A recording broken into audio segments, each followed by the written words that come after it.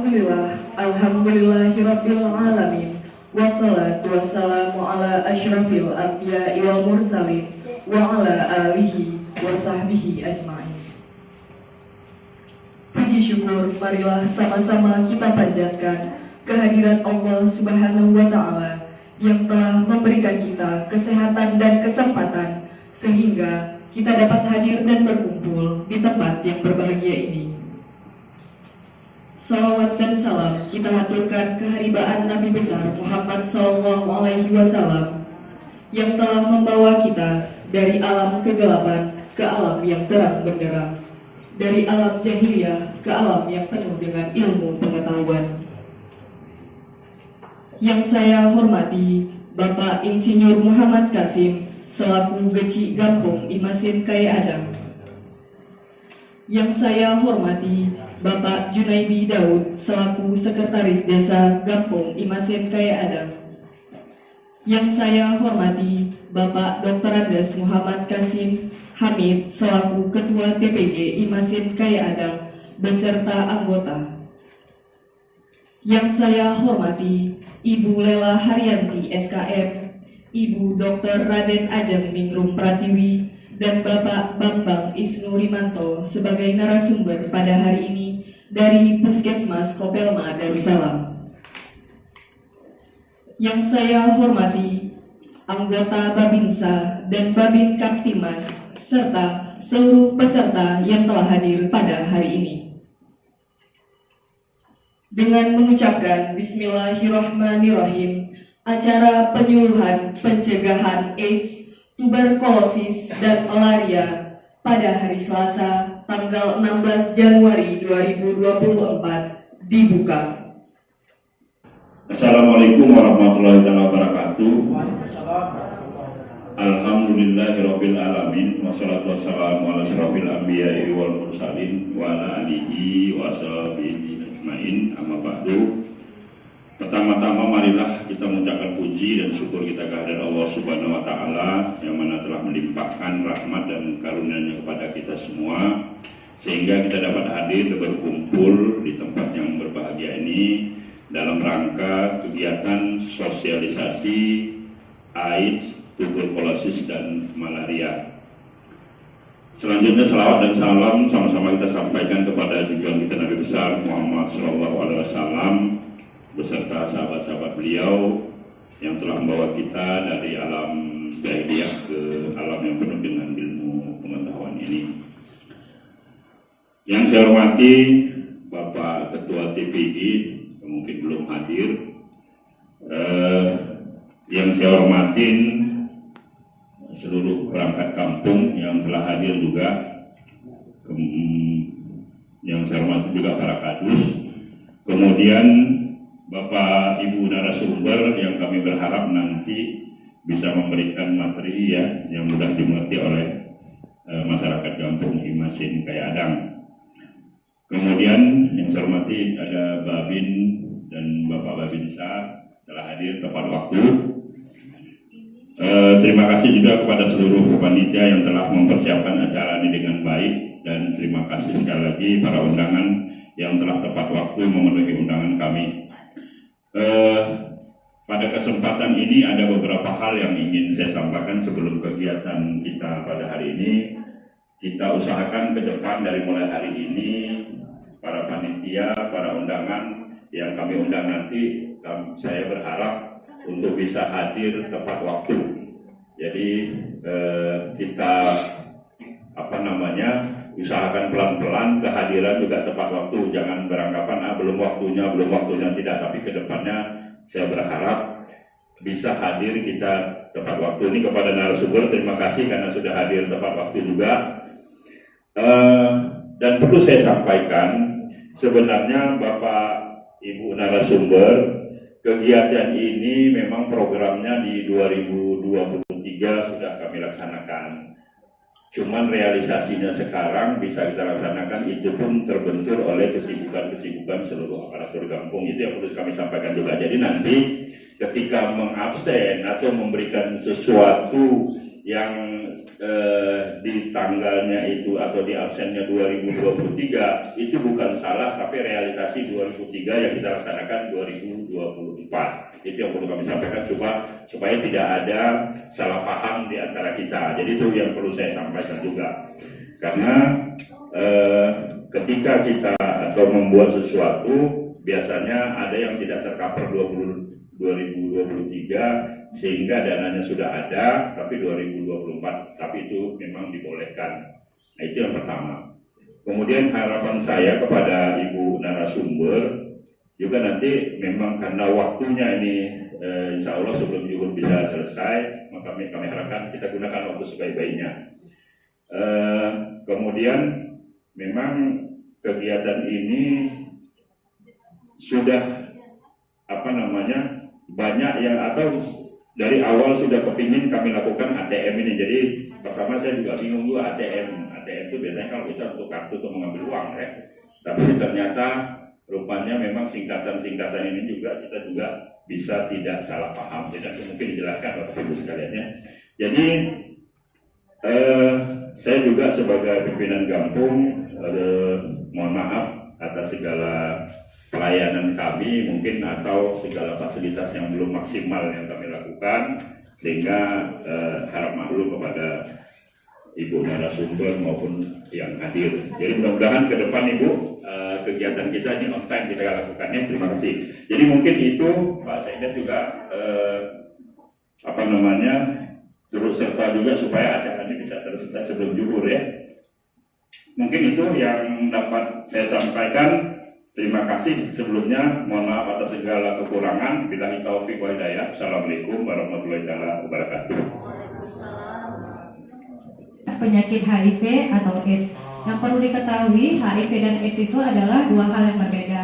HIV itu singkatan dari Human Immunodeficiency Virus, yaitu adalah virus yang menyerang dan bertahap merusak sistem kekebalan tubuh dan berkembang menjadi AIDS. Jadi HIV itu adalah virusnya, sedangkan AIDS itu adalah penyakitnya. AIDS itu adalah singkatan dari Acquired Immune Deficiency Syndrome, yaitu adalah sekumpulan tanda atau gejala berat dan kompleks yang disebabkan oleh penurunan respon imunitas tubuh. Jadi HIV dan AIDS itu adalah suatu hal yang berbeda. HIV virus dan AIDS itu adalah penyakit, dan virus ini menyerang imunitas tubuh kita. Next. Jadi bagaimana HIV itu ditularkan? HIV itu ditularkan melalui kegiatan seksual, yaitu genital, kelamin dan kelamin, oral, mulut dengan kelamin, anal, dubur dengan kelamin. Kemudian ada juga dengan kontak darah, yaitu penggunaan jarum suntik, alat tindik, alat tato atau luka lainnya, dan juga transfusi darah. Kemudian kehamilan, kelahiran, dan pemberian air susu ibu juga turut meningkatkan terjadinya penularan HIV dalam tubuhnya, dan memang tetap beresiko untuk menularkan ke orang lain jika CD4-nya itu masih tinggi. Jadi obat antiretroviral ini akan diberikan diminum setiap hari sekali dalam sehari, dan diperiksa 6 bulan kemudian CD4-nya. Jika CD4-nya masih tinggi, masih beresiko untuk menularkan. Tapi kalau CD4-nya itu telah tidak terdeteksi, insya Allah mungkin tidak menularkan, tetapi tetap beresiko gitu. Mungkin itu saja dari saya. Jika ibu bapak mau bertanya dipersilahkan. Terima kasih sebelumnya. Assalamualaikum warahmatullahi wabarakatuh. Baik, terima kasih kami ucapkan untuk pemateri pertama. Selanjutnya, penyampaian pemateri kedua oleh Bapak Bambang Isnurimanto yang akan menjelaskan materi tuberkulosis. Kepada Bapak, kami persilakan menyampaikan materi. Kita mulai pengenalan dulu dari penyebab tuberkulosis. Kalau dulu kita bilangnya TBC, kalau sekarang mungkin familiarnya kita bilang TB, tuberkulosis bakterium. Jadi ini adalah penyebab dari tuberkulosis bakterium adalah Mycobacterium tuberculosis. Jadi dia bukan disebabkan oleh guna-guna atau kutukan atau penyakit keturunan. Memang bisa aja suatu keluarga kena TB, tapi itu bukan turunan. Abidin, karena kita memang di puskesmas alatnya belum punya. Nah, ini pengobatannya. Ini adalah TB-SO, artinya jantannya, tapi nyamuk betina yang menyebarkan. Jadi dia kalau udah gigit orang itu jangan dekat dengan rumah, karena itu juga bisa menyebabkan penularan penyakit. Warahmatullahi wabarakatuh. Yang saya hormati Bapak Kepala Desa Imasen Kayadang, yang saya hormati tim dari Puskesmas Kupema dan aparatur desa, Winsek dan masyarakat semuanya yang telah hadir pada hari ini. Baik, saya Nazraini selaku Ketua Posyandu di Desa Imasen Kayadang ini. Di sini terima kasih dari narasumber sudah tiga memberikan kepada kami semuanya solusi tentang pencegahan ATM ini. Di sini kami sama-sama ini masih kalau AIDS dan TB ini masih agak privasi ya untuk kita dalam hal penjangkauan bagi kami kader-kader.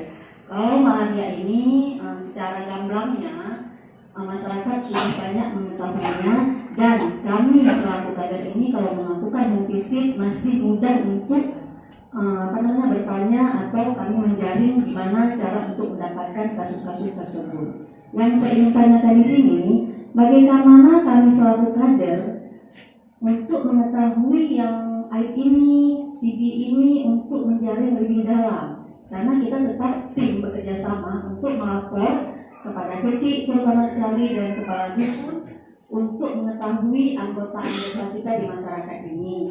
Dan izin juga kepada Pak Kecil, kami selaku kader untuk mulai sekarang sudah mulai turun per dusun. Jadi intinya kader di sini bukan hanya untuk turun ingin mengetahui lebih jauh tentang si masing-masing kakak ini, tetapi kami ini istilahnya kami melakukan validasi data dulu, karena kami belum mendapatkan data apapun. Di sini kita di awal tahun 2024 ini terus melakukan validasi data. Untuk sementara ini kader-kader kami sudah melakukannya.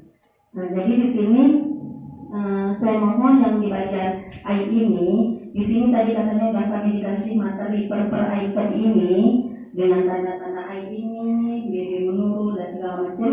Di sini seperti yang katakan tadi, bagaimana kami selaku kader untuk mengetahui deteksi ini, karena kan masyarakat ini masih awam.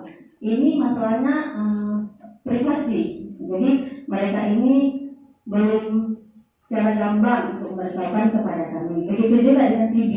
Kalau malaria seperti saya katakan tadi sudah bisa sedikit-sedikit ya paham. Jadi kami di sini selaku kader, bagaimana kiat-kiat kami agar masyarakat ini bisa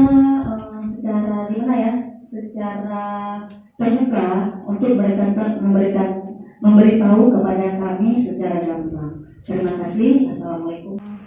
Assalamualaikum warahmatullahi wabarakatuh. Baik, menjawab pertanyaan dari Ketua Kader. Jadi kalau misalnya yang selama ini telah jalan, yaitu kita masih seputar screening yang dilakukan oleh petugas kesehatan aja, yaitu di mana tim dari puskesmas itu turun ke tempat-tempat yang beresiko, misalnya salon, kemudian tempat kos-kosan yang campur ataupun yang dianggap beresiko kepada yang telah dilaporkan dari masyarakat. Itu biasa tim dari puskesmas dan LSM turun untuk melakukan screening HIV. Tapi kalau sejauh ini untuk desa itu belum ada memang. Kalaupun mau sebenarnya bisa-bisa aja, tapi agak susah diizinnya gitu. Diizin mungkin agak melibatkan beberapa sektor, yaitu dari Bapak Polisi gitu, karena nggak semua orang mau privasinya diganggu gitu.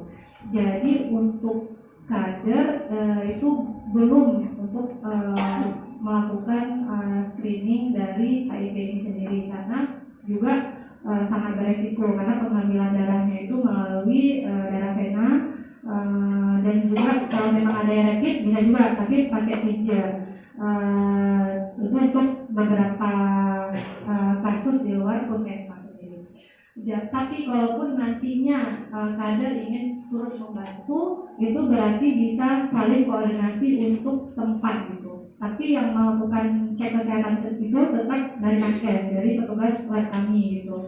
Paling kader itu melakukan survei terhadap di mana tempat-tempat yang beresiko. Misalnya daerah Limasen, salon mana yang dianggap ada waria atau tempat-tempat yang beresiko lainnya seperti itu. Itu bisa didata, kemudian diberikan kepada pihak puskesmas.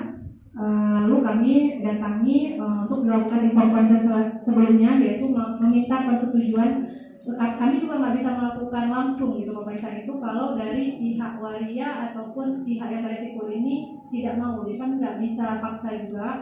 Bahkan untuk yang datang ke puskesmas aja, misalnya mereka mau melakukan pemeriksaan IMS atau kayak sifilis, GU, itu saat dilakukan pemeriksaan HIV mereka menolak, tapi kami membujuk yaitu untuk boleh tidak dilakukan pemeriksaan HIV karena sekalian pemeriksaannya. Jadi memang agak sulit melakukan pemeriksaan HIV ini terhadap pasien-pasien yang beresiko tersebut gitu. Jadi untuk ibu kader bisa melakukan pendataan tempat-tempat yang beresiko, kemudian bisa melapor ke petugas puskesmas juga. Dan kami juga mohon juga kepada Bapak Besi dan Bapak Polisi itu untuk saling kerjasama juga dalam pada saat melakukan pemeriksaan nantinya. Terus mungkin saran juga kepada Bapak Beci, yaitu kalau misalnya kita membuat kerjasama jika sebelum pasangan melakukan pernikahan itu sebaiknya dilakukan screening HIV, Pak. Jadi beberapa daerah itu juga sudah menggalakkan pemeriksaan screening HIV sebelum dilakukan pernikahan itu di KUA. Jadi persyaratannya itu dilakukan pemeriksaan HIV terlebih dahulu. Jadi dia menjaring ya gitu orang-orang, karena kita sebenarnya juga nggak tahu latar belakang orang yang kita nikahi gitu. Jadi alangkah bagusnya dilakukan pemeriksaan HIV terlebih dahulu. Kenapa? Karena banyak kasus ternyata setelah menikah memiliki gejala HIV, kemudian diperiksakan ternyata istrinya juga tertular dan padahal baru beberapa bulan menikah. Nah itu sangat disayangkan karena yang kasihannya si istrinya gitu dan anak-anaknya yang sudah tertular. Jadi itu saja sekian untuk Ibu Kader, dan juga kalau bisa disosialisasikan yang telah didapatkan ini Ibu, karena memang sangat tinggi sekarang itu laki itu sangat tinggi, terutama pada usia produktif ataupun mahasiswa. Mungkin yang punya kos yang punya kos itu bisa dilihat juga kalau misalnya laki selalu dibawa laki ke rumah tersebut, bisa curigai juga karena bukan hanya membawa perempuan aja sekarang, tapi laki-laki bawa laki-laki itu sangat sering sudah terjadi kasus seperti itu. Itu saja dari saya. Terima kasih atas jawabannya. Di sini dari bagian X-nya sudah mengatakan seperti itu. Jadi kami sudah ada bayangan untuk kami mendeteksi atau kami per dusun ini kami ada 4 dusun, ada 3 item ini, kami bisa menanyakan langsung per kakak ini gejala-gejala awal yang sudah Ibu paparkan dan Bapak paparkan seperti ini.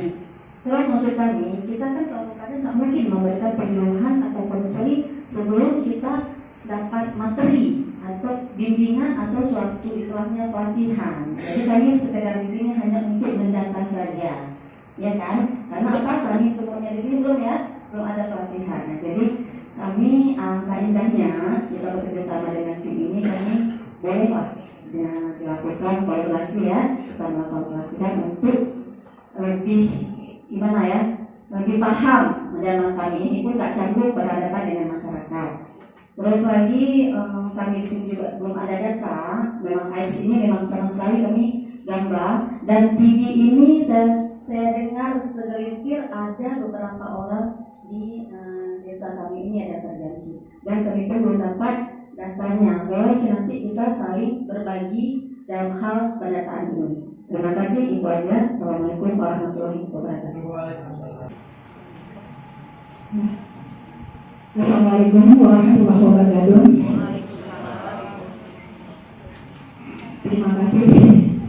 waktu yang telah diberikan kepada saya. Nama saya perkenalkan dulu, nama saya Rosmida. Saya ingin bertanya ini masalah TB kepada Bapak Bambang. Begini ceritanya Pak.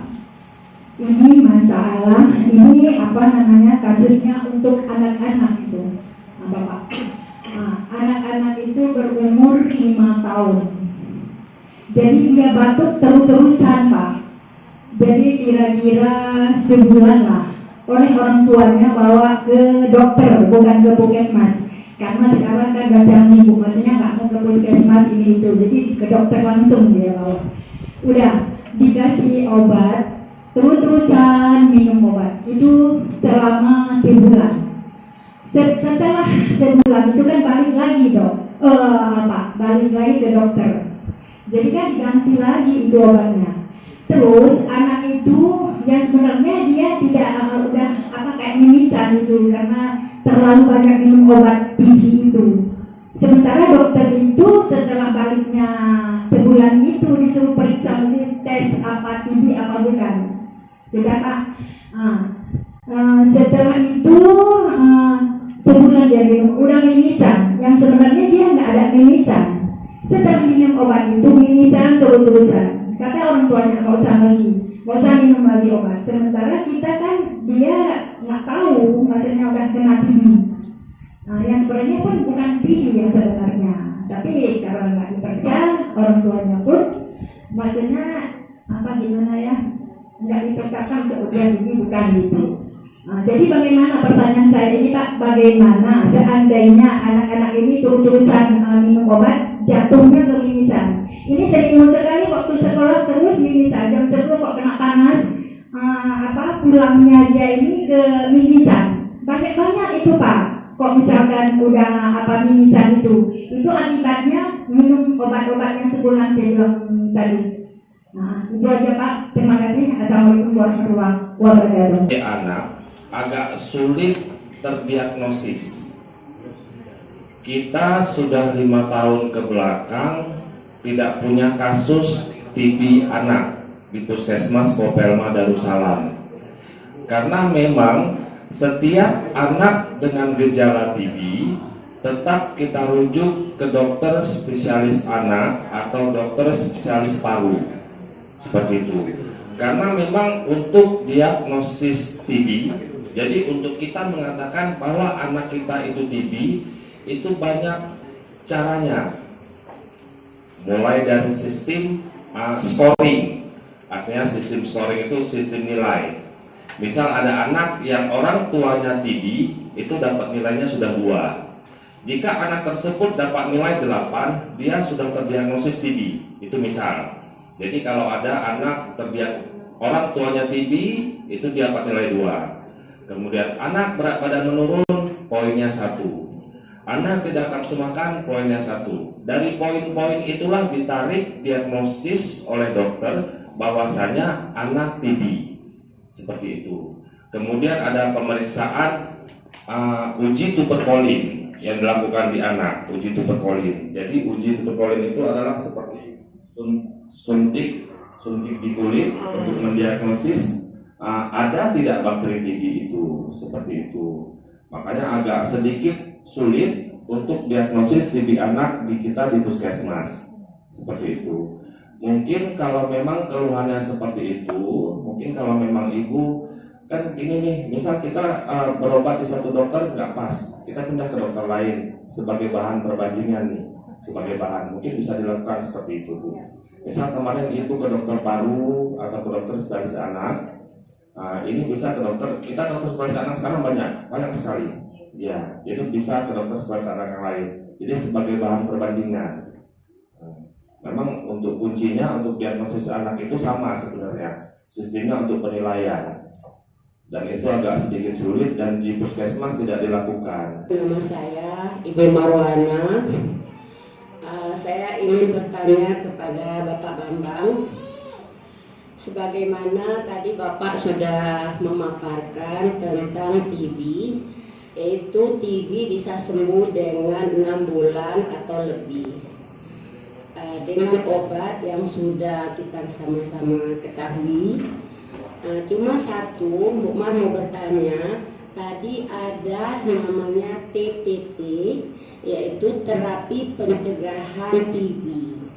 Nah itu masih langka, jadi ingin dijabarkan oleh Pak Bambang. Terima kasih. Assalamualaikum warahmatullahi wabarakatuh. Ini sebagai sharing ilmu juga untuk kita para kader, ibu-ibu, kalau ada, ini kita misal sudah tahu ada keluarga yang ada anggota keluarganya kena TBC.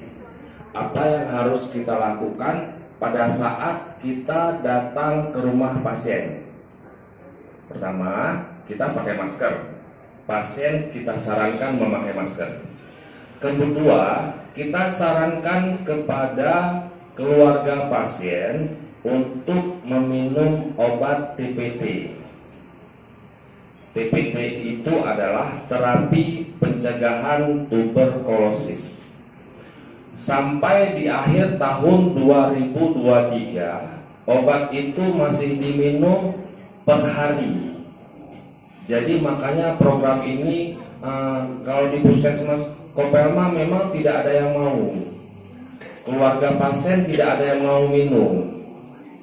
Tapi ini direncanakan bahwasanya untuk TPT itu, maksudnya TPT ini untuk anggota keluarga yang lain. Misal bapaknya sakit TB, ibu harus minum TPT, terapi pencegahan tuberkulosis. Anak-anak harus minum TPT sesuai dengan berat badan. Jadi untuk ke depan ini pemerintah sudah mencanangkan, maksudnya sudah merencanakan untuk TPT itu minum obatnya seminggu sekali. Mungkin itu agak-agak gampang kita sarankan, karena kalau untuk orang sehat kita suruh minta minum obat setiap hari nggak mau. Pasien yang sakit TB-nya aja kadang-kadang 2 bulan udah nggak mau lagi karena udah sehat, apalagi kita sebagai keluarga pasiennya. Seperti itu. Jadi mungkin ibu-ibu kader menyarankan kepada keluarganya, Bapak, Ibu, ini kan sudah ada anggota keluarganya nih yang sakit. Jadi keluarga yang lain tolong konsul ke puskesmas untuk datang ke puskesmas untuk pemberian terapi pencegahan tuberkulosis. Seperti itu.